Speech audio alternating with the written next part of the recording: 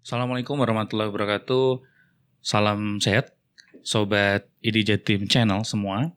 Kembali lagi bersama kami di episode yang kesekian kalinya bertemu lagi dalam podcast yang tentu sama seperti episode sebelumnya ya. Kita akan membahas salah satu topik yang sangat menarik tentunya di bidang kedokteran dan juga langsung disampaikan oleh para sejawat dokter juga gitu ya. Jadi perkenalkan, nama saya Dr. Arya yang akan menjadi host pada episode kali ini. Dan pada episode ini kita sudah kedatangan narasumber yang luar biasa. Kita kedatangan tamu yang cukup keren. Dan ini akan sharing tentang perjalanan beliau menempuh pendidikan di luar negeri. Nah, sebelumnya mungkin saya izin perkenalkan sekilas narasumber kita, yaitu Dr. Ricky Indra Alvaray, PhD. Nah, beliau ini merupakan seorang dokter dari Jawa Timur. Dan juga beliau punya pengalaman yang cukup unik tentang pendidikan beliau di luar negeri. Nanti beliau akan menjelaskan sendiri. Selamat siang, Dr. Ricky. Selamat siang. Jadi gimana kabarnya, Dok? Alhamdulillah baik. Alhamdulillah. Nah, mungkin biar gak penasaran nih buat para penonton sekalian, Dr. Ricky silahkan perkenalan diri lebih lengkap ya. Oke. Halo semua, selamat pagi, siang, malam, dimanapun berada. Saya Ricky dan kebetulan saya baru saja lulus PhD dari Jepang. Saya alumni Fakultas Kedokteran Universitas Airlangga dan saat ini sedang menempuh dan mempersiapkan diri nih untuk menuju ke bidang spesialis. Dan baru lulus tahun 2023 ini ya, Dok ya? Betul, baru kemarin bulan September. Bulan September, oke. Luar biasa. Jadi nanti kita akan sharing ya, Dok ya, dari pengalaman Dr. Ricky gitu ya. Jadi sebelum saya menanyakan tentang pendidikan doktorat Dr. Ricky, mungkin ingin tahu dulu nih, mungkin dulu waktu masih mahasiswa kedokteran seperti apa pengalaman Dr. Ricky gitu ya, yang berkesan. Waktu masih mahasiswa ya? Waduh, panjang sebenarnya. Jadi pada waktu mahasiswa tuh saya sendiri tipe yang nggak bisa diem. Nggak bisa diem, dalam artian sama kayak Dr. Arya. Jadi dari mahasiswa dulu ingin coba semuanya. Kayak benar-benar gimana sih rasanya kupu-kupu, gimana sih rasanya kura-kura, dan lain sebagainya. Sama seperti Dr. Arya nih, saya dulu ikut organisasi di BEM juga, jadi saya kumpem pada waktu itu. Saya juga ikut organisasi luar di ISMKI pada waktu itu, sampai di PHN-nya, di staf ahlinya Vice President Eksternal. Kemudian saya juga ikut berbagai macam kegiatan di luar negeri pada waktu itu, pada waktu masih mahasiswa. Nah, uniknya adalah pada waktu mahasiswa itu saya ingat banget semua yang saya alami di mahasiswa ini itu berdampak masing-masing pada berbagai aspek ketika saya mahasiswa. Ketika saya fokus untuk berorganisasi, nilai akademik saya turun. Pada waktu itu IP semester saya pernah 3,09 gitu. Sempat mengalami itu ya, Dok? Betul. Nah, begitu saya coba untuk fokus lagi, kemudian setelah organisasinya selesai, fokus lagi, kemudian koas, baru saya bisa dapat IPK yang tinggi. Setelah itu saya bisa untuk fokus ke kegiatan lain. Misalkan pada waktu itu saya ikut berbagai macam, kalau mahasiswa sekarang sih udah cukup akrab ya dengan oral presentation, poster presentation. Tapi pada waktu itu saya ingin mencoba tidak hanya di bidang kedokteran. Nah, pada waktu itu saya coba untuk menjajahi juga di bidang non-kedokteran. Jadi kalau saya melakukan oral presentation tidak hanya di ilmiah saja, tetapi juga di bidang non-kedokteran. Pada waktu itu sampai bahkan di Australia, di Thailand, dan lain sebagainya. Dan enaknya saya pada waktu di Universitas Airlangga pada waktu itu, semua kegiatan yang saya lakukan termasuk di luar negeri itu biayanya Rp0 karena semua ditanggung oleh universitas. Luar biasa. Jadi memanfaatkan itu ya, Dok ya? Betul. Jadi itu pengalaman saat menjadi mahasiswa dan memang sudah aktif berorganisasi. Dan itu punya dampak ya, Dok ya, dengan perjalanan ketika Dr. Ricky sudah lulus menjadi dokter dan menempuh pendidikan lanjutan. Nah, ini kita masuk ke sesi membahas tentang pendidikan ya, Dok ya. Nah, kenapa dokter memilih pendidikan di luar negeri dan kenapa kok PhD dong? Nah, mungkin bisa diceritakan sekilas kenapa. Kenapa pendidikan di luar negeri? Karena kita masih muda sih sejujurnya. Karena kita masih muda. Karena pendidikan di luar negeri itu juga terkesan lebih efektif, Kualitasnya juga lebih tinggi dibandingkan dengan pendidikan di Indonesia sendiri. Apakah pendidikan di Indonesia itu buruk? Tidak. Pendidikan di Indonesia itu juga memiliki kualitas yang baik. Tetapi pendidikan di luar negeri tentunya akan memberikan efek yang berbeda ketika dibandingkan dengan pendidikan di Indonesia. Contohnya, ketika kita mengambil pendidikan doktoral di Indonesia, gelar kita adalah doktor. Di Indonesia masih belum ada PhD kan? Belum. Sedangkan di luar negeri itu pendidikannya adalah PhD. Kalau misalkan saya ini bergerak pada bidang genomik seperti itu, di Indonesia sendiri untuk sequencing, kemudian melakukan berbagai macam bioinformatik analisis di bidang genomik itu masih terkesan terbatas dibandingkan dengan apa yang saya peroleh di Jepang. Seperti itu. Nah, sehingga pada saat itu saya memilih untuk pergi ke luar negeri. Nah, kenapa saya memilih PhD? Kenapa tidak spesialis terlebih dahulu? Atau S2 mungkin gitu ya? Atau S2 gitu.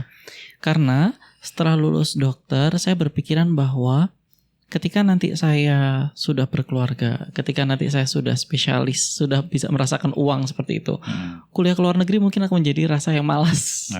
Kuliah ke luar negeri akan menjadi sesuatu beban tersendiri seperti itu. Jadi setelah lulus dokter, saya diberikan kesempatan oleh salah satu profesor yang sekarang menjadi mentor besar saya di Universitas Airlangga. Dan kemudian saya memutuskan untuk memilih kuliah di luar negeri. Begitu ceritanya. Oh ya, belum disinggung mungkin bidangnya apa? Dr. Ricky mengambil PhD di luar. Oke.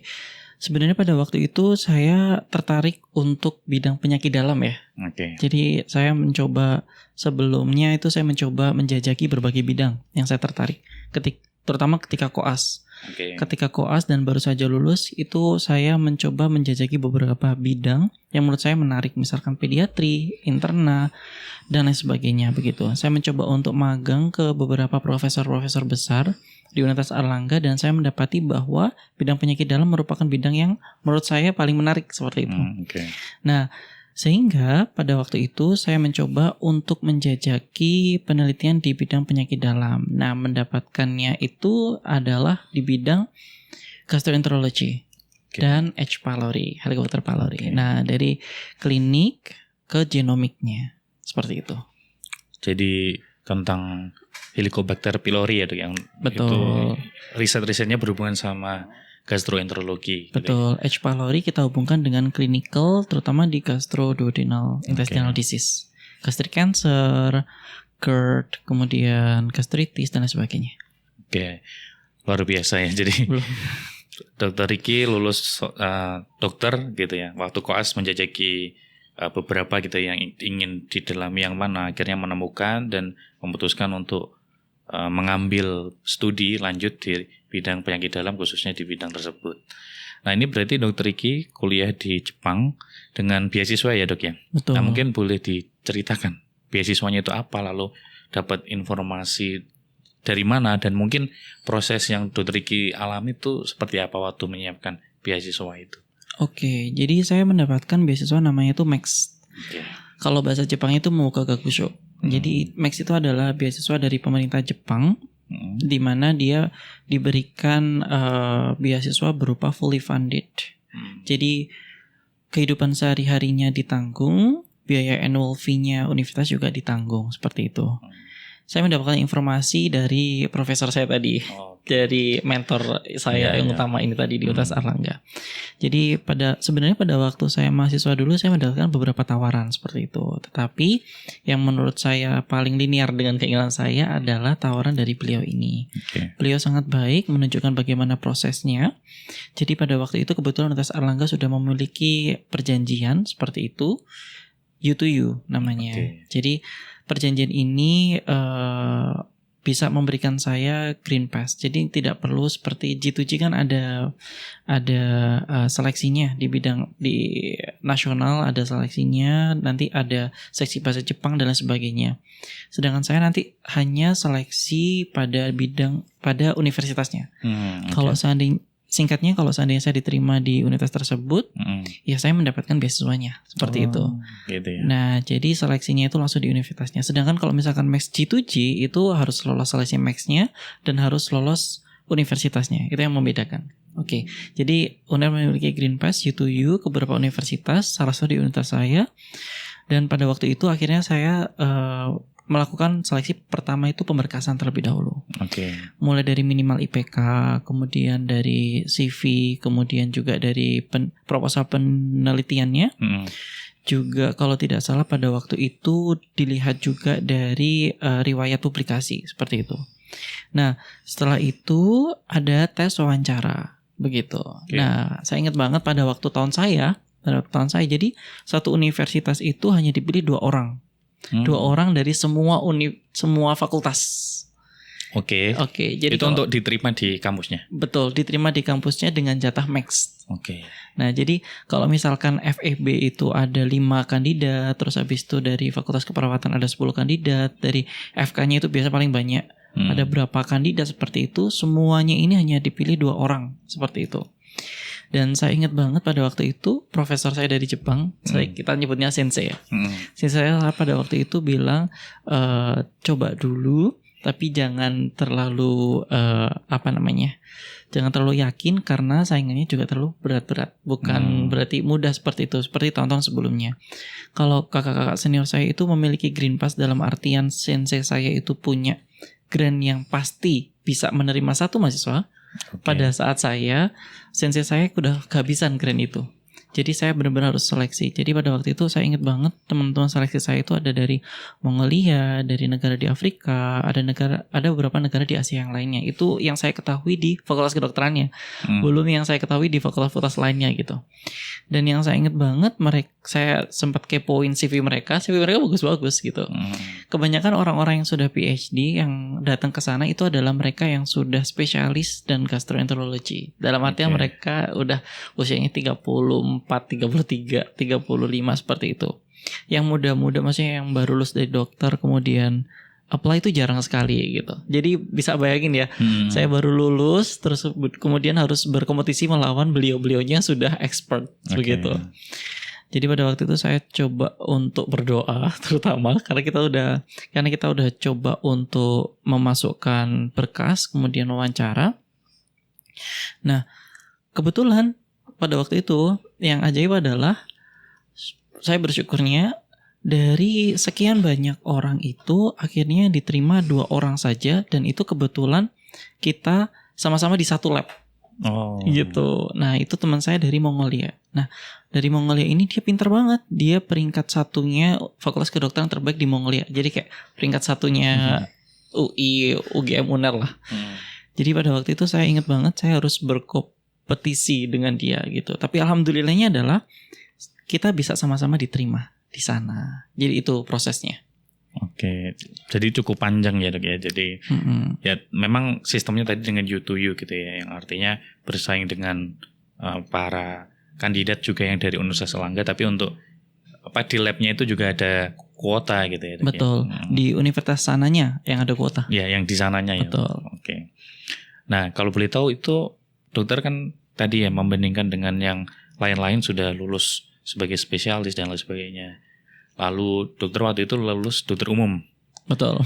Di usia berapa Dok? 23 tahun. 23. Lalu harus bersaing mengambil semua itu gitu ya. Betul. Dan ya alhamdulillah diterima. Kenapa dokter waktu itu yakin gitu ya untuk mengambil langkah itu? Saya yakin karena kesempatan itu tidak datang 2 kali. Pola pikir saya semenjak saya kuliah, pasti dokter Arya juga pernah kan ngikutin LKMM, latihan kepemimpinan dan manajerial mahasiswa itu. Mulai dari TD sampai dulu kan kita mengalami yang namanya TM, TL, bahkan kita juga ke SMKI wilayah sama nasional. Itu semuanya pasti mengajarkan bahwa pola pikirnya kalau ada kesempatan itu jangan dilewatkan. Pertimbangkan dengan baik dan raih apabila memungkinkan, betul kan? Betul. Nah, pada saat itu saya membandingkan dan memberikan suatu gambaran-gambaran seperti itu, planning kalau seandainya saya tidak mengambil dan mengambil. Apa sih keuntungan yang bisa saya dapat? Apa sih kekurangan yang bisa saya dapat?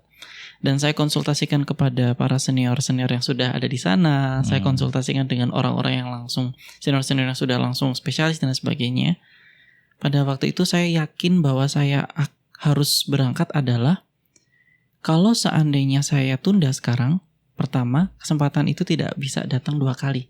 Oke, Mungkin belum tidak akan tentu datang. ada lagi kesempatan yang sama. Betul. Oke. Pun kalau datang berikutnya, saingannya belum tentu seperti yang sekarang. Oke. Dan yang kedua, selain kesempatan tidak datang 2 kali, yang kedua adalah kalau seandainya saya menunda sekarang, belum tentu di masa depan saya ingin untuk melakukannya lagi. Betul. Karena faktor usia lah, faktor macam-macam seperti itu. Oke. Dan 2 faktor ini yang membuat saya yakin untuk berangkat setelah saya juga pertimbangkan dengan para senior-senior yang sudah mengalaminya. Oke. Seperti itu.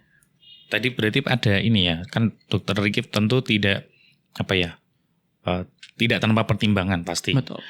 Lalu ada senior-senior yang membimbing. Kalau saya artikan mungkin mentor juga ya pentingnya. Iya. Nah betul. itu seperti apa Dokter Riki itu menjalin komunikasi atau hubungan dengan mentor? Mungkin ini juga buat teman-teman sejawat yang mungkin masih seperti saya ya, yang baru lulus dan masih menjajaki mau ke arah mana. Itu kan artinya kita butuh yang mendampingi ya. Nah itu mungkin Dokter Riki punya sharing ya, pengalaman.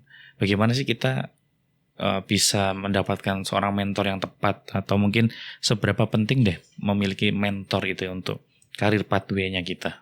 Oke, 2 pertanyaan ya. Gimana cara dapat yang tepat dan seberapa penting mentor itu ya? Oke.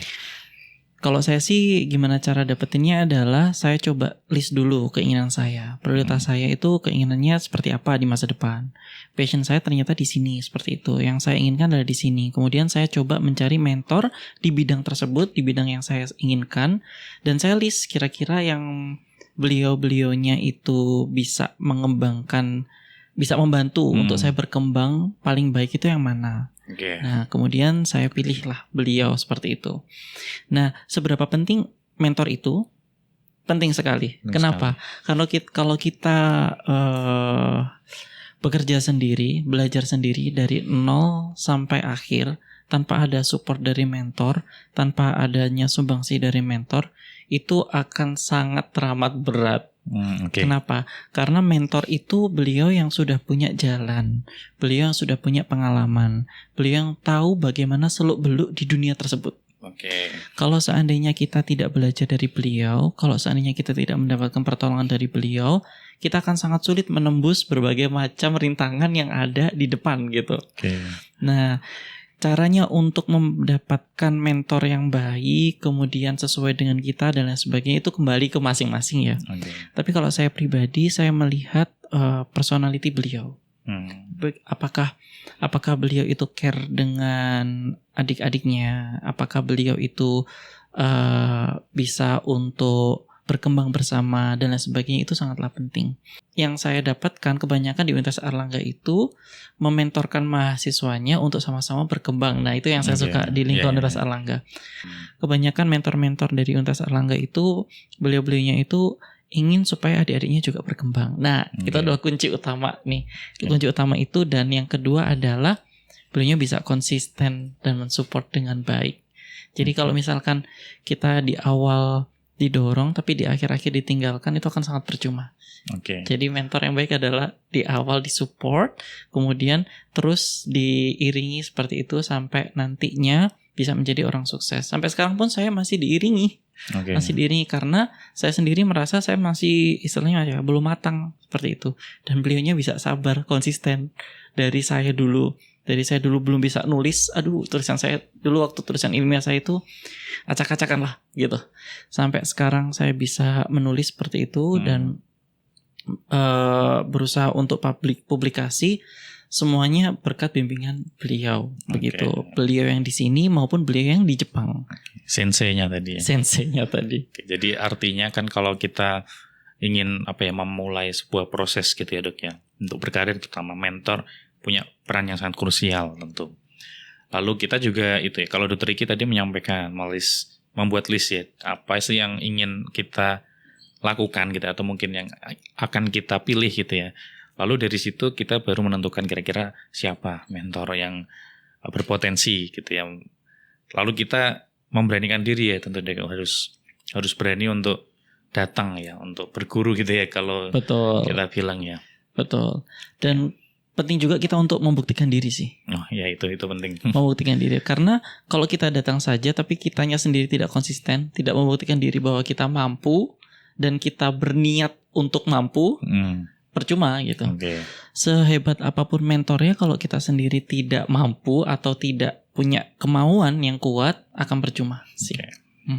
Jadi di sini kan mentor perannya mendampingi. Betul. Untuk apapun itu tetap kembali ke kita yang menjalankan. Betul. Tapi penting gitu ya. Betul. Krusial. Yang krusial ya. Selain mentor sih saya juga ada ini sih yang saya menilai yang krusialnya adalah lingkungan saya. Oh, lingkungan, oke. Mentor itu adalah salah satu faktor utama, tapi lingkungan juga faktor pendukung lain. Jadi kalau di saya pribadi itu saya punya study group yang satu sama lainnya itu saling mensupport seperti itu. Jadi senior saya di grup tersebut itu juga bisa sharing, bisa support, tanya, Rick, kamu tuh yang nggak bisa di mana gitu.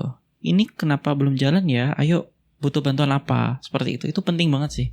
Karena kalau misalkan kita ada masalah, kita down dan tidak ada lingkungan yang mensupport, akan susah untuk bangkit. Oke, jadi ekosistem gitu ya, lingkungan yang support. Betul. Dan ekosistem itu sebenarnya juga dibangun oleh mentor tadi sih. Oke. Jadi ini ya Dok ya, jadi satu goals gitu ya akhirnya. Iya, benar. Sangat berkembang gitu ya, bisa berkembang di situ, dan harapannya para sejawat sekalian bisa ya mungkin meskipun nggak semirip Dr. Ricky alami, tapi setidaknya punya pola yang sama lah ya, punya mentor, punya lingkungan support yang baik. Betul. Nah ini menarik ya, jadi nggak cuma kita lihat Dr. Ricky masih muda dengan gelar PhD-nya, tapi proses di balik itu yang sangat butuh perjuangan dan butuh support banyak pihak juga gitu ya. Betul. Saya merasa sampai sekarang pun, meskipun saya lulus PhD di usia 28 tahun pun, saya merasa bahwa saya masih belum apa-apa sih. Karena saya melihat mentor saya yang begitu hebat, terutama yang di Indonesia maupun di Jepang, sensei saya juga begitu hebat. Saya merasa perjalanan saya masih sangat panjang. Dan saya membutuhkan orang-orang hebat juga yang bisa untuk saling support satu sama lain. Oke. Begitu. Tapi dengan di titik ini saya rasa sudah sangat luar biasa sih untuk apa yang sudah Dr. Ricky lalui dan sudah diraih gitu ya. Alhamdulillah.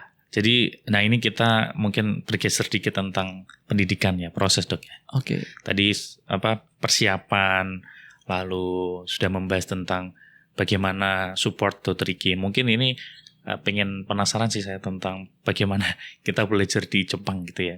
Tadi Dr. Ricky sempat sedikit menyinggung sih, mungkin di luar negeri itu prosesnya berbeda dengan di Indonesia.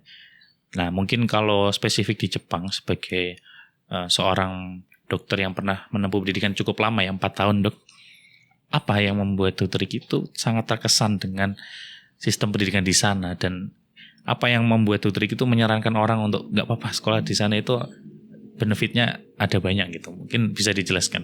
Oke.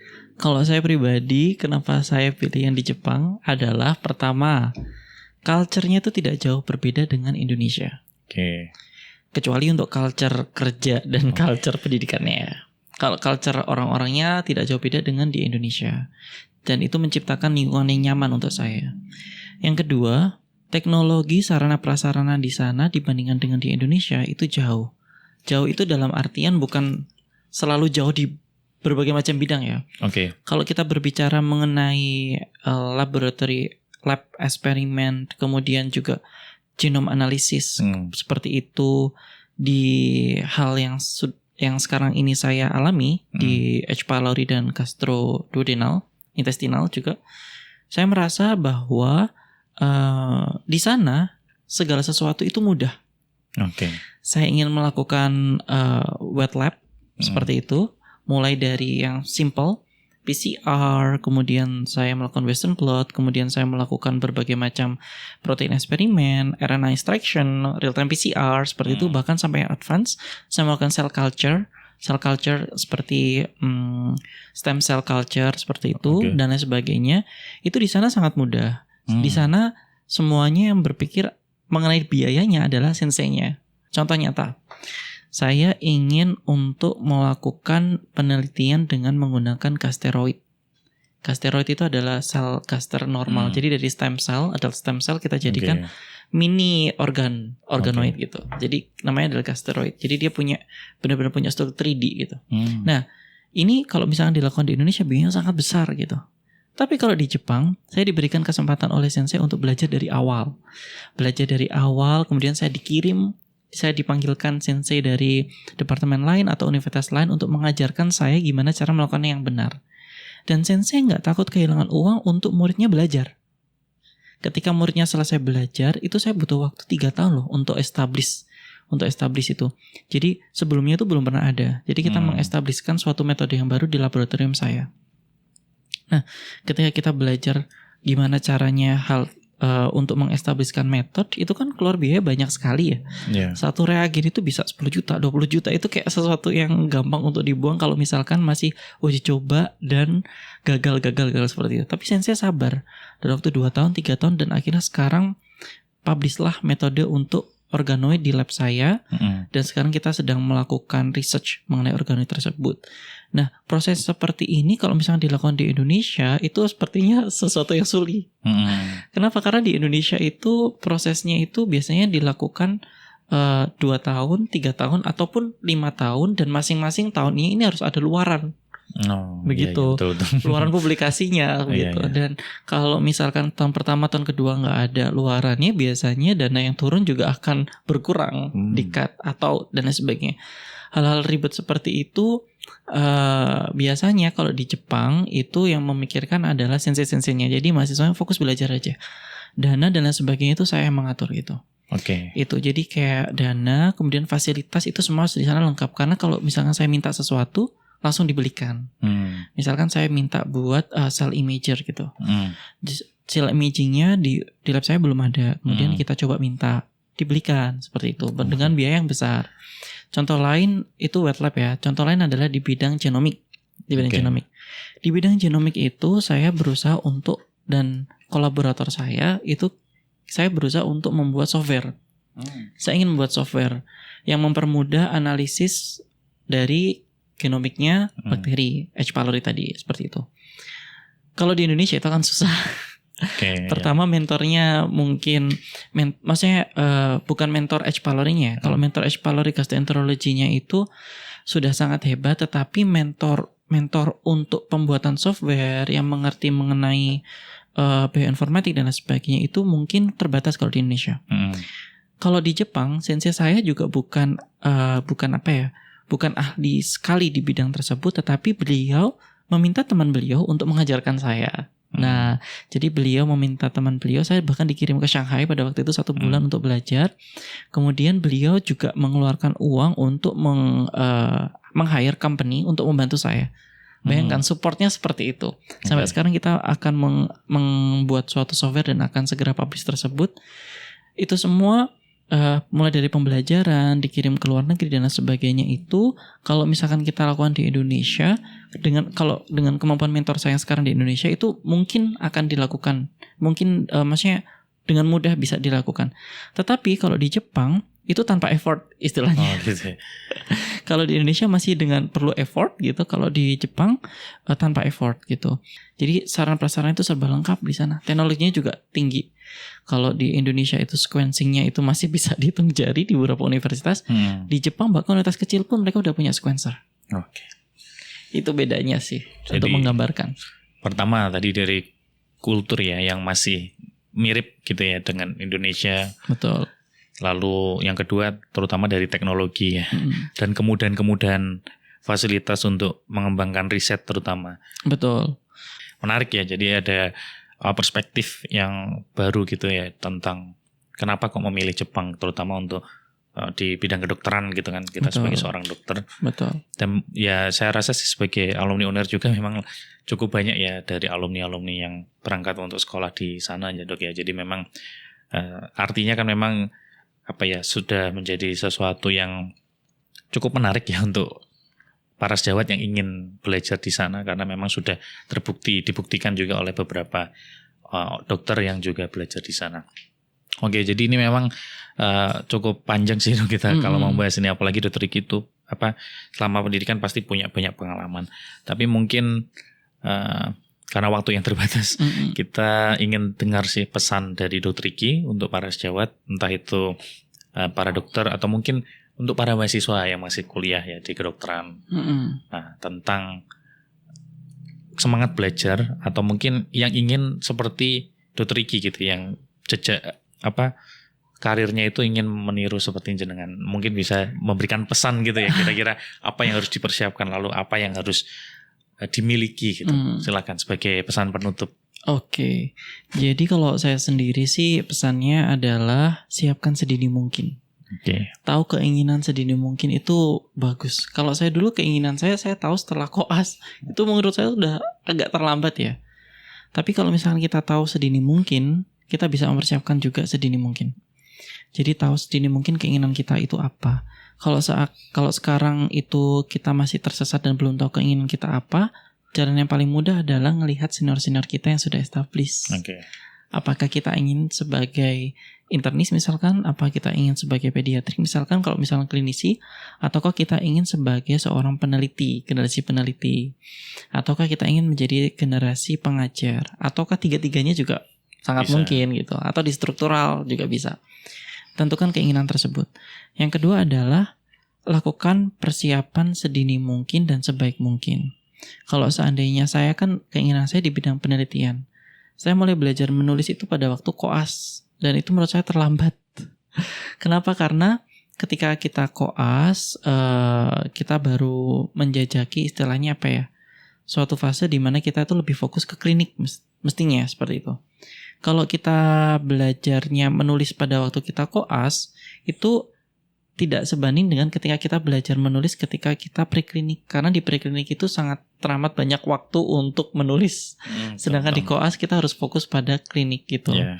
Apakah koas dan setelah koas atau misalkan internship belajar menulis itu terlambat? Ya nggak juga sih. Tetapi alangkah baiknya apabila itu dipersiapkan sedini mungkin bahkan sebelum preklinik. Itu yang kedua. Dan yang ketiga adalah jangan lupa mencari lingkungan yang mensupport. Jangan salah lingkungan. Kenapa? Karena lingkungan yang mensupport itu akan jauh value-nya daripada kalau kita berdiri sendiri, jalan sendiri, atau kita salah memilih lingkungan. Seperti itu. Nah, 3 itu sih yang paling penting menurut saya. Jadi luar biasa, kita sudah ngobrol 30 menit lebih ya Dok ya. Dan saya menangkap banyak hal dan tentunya inspirasi dari apa yang Dr. Ricky sampaikan. Yang pertama tentu semangat di usia yang cukup muda untuk membangun ya. Dan meskipun sudah selesai di pendidikannya, Dr. Ricky merasa masih belum. Padahal sama sekali menurut saya. Kebanyakan orang pasti sudah jauh gitu ya. Jadi semangat untuk belajarnya cukup tinggi. Dan semoga apa yang sudah kita diskusikan bisa memberikan manfaat buat para pendengar sekalian dan tentunya memberikan inspirasi untuk para pendengar, terutama untuk para sejawat dokter. Baik, mungkin itu aja yang bisa kita sampaikan pada episode kali ini. Semoga bermanfaat dan jangan lupa untuk tonton episode-episode lain dari ID Jatim Channel Podcast. Terima kasih, saya Dr. Arya pamit undur diri. Selamat siang, pagi, dan malam di tempat masing-masing. Assalamualaikum warahmatullahi wabarakatuh.